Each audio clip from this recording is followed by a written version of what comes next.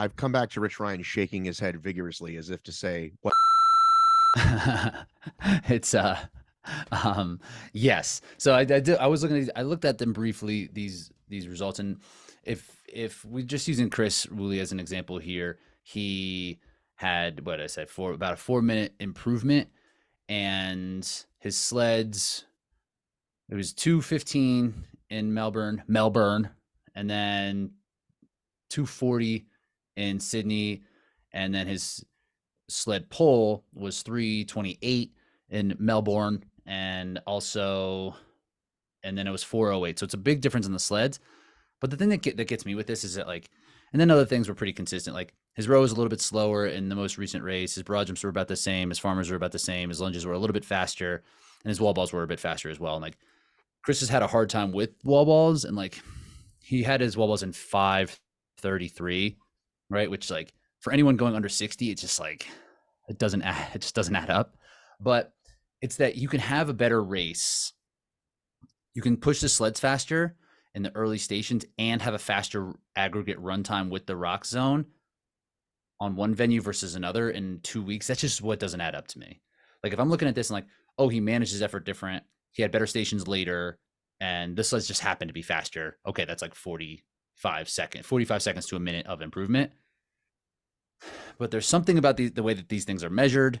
There's something about the way that what happens to your energy if the sleds are moving a little bit easier. Right.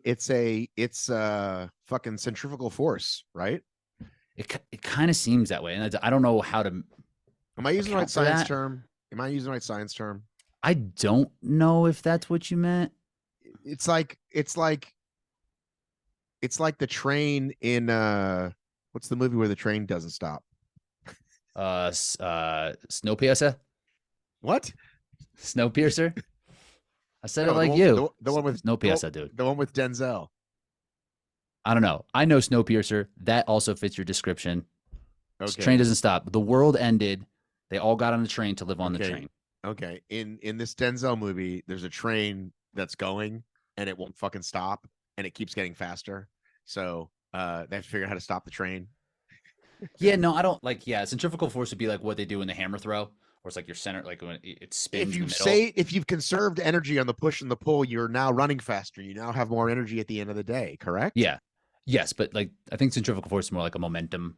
I think you know what I'm trying to fucking say. No, we're figuring out what you're trying to say. That's what we're doing. But yes, I think like if you don't have to put out the energy there, you can conserve and you can do better in your stations later. So here's what I want to say to my friends in Australia, because I had an Australian special running this show the other day. Huge in Australia. With my friends Matt Moore and Monique McCrana. And everybody's posting about how much faster they're doing, and they're so happy. And I'm happy for you too. But not just but, and you have to look at how these things go.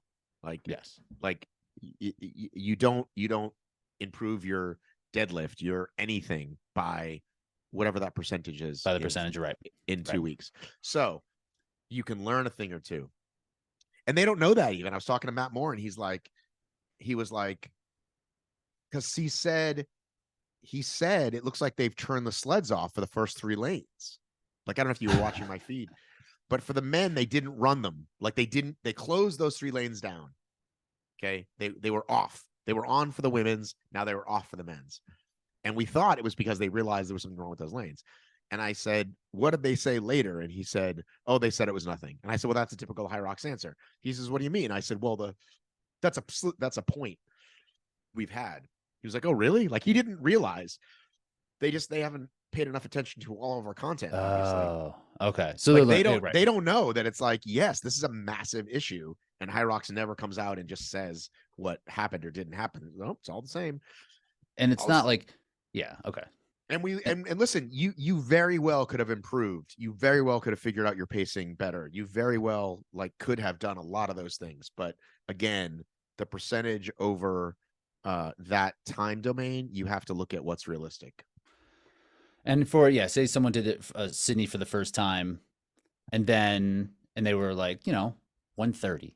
I don't doubt that in 2 weeks someone could take 10 minutes off of that time just by learning what it's going to feel like, learning what it's going to be like. Or Chris Wooley's the tip of the spear. He's an elite athlete who's done multiple Hyrox. It's not like You ever hear the Bill Burr joke where it's like athletic teams are smart teams, and when somebody just like jumps from the foul line and dunks over everybody, they're like, oh man, why didn't I think to do that? In this case, you don't just like decide to push the sled faster, pull the sled faster, and run faster. Like, it's just not an option. It's like, it doesn't work like that. Right. It's like when someone says, hey, you're a comedian, why don't you just get a Netflix special? Then more people would know who you are. Yeah, it's like, that would be great. But that's not a realistic strategy, the way that usually you give back time someplace when that happens, right? If you push hard, you run slower.